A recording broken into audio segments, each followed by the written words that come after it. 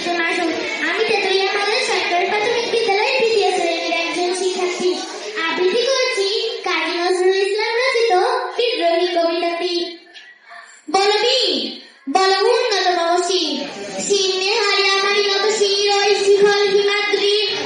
বল বীর, বল মহাবিশ্বের মহাকাশপারি, চন্দ্র সূর্য গ্রহ তারা ছাড়ি, ভুলক দুলক গোলক ভেদিয়া, খোদার আসন আরশ ছেদিয়া, উঠিয়ে দিছিল বিস্ময় আর বিশ্ববিধাত্রী। মমলা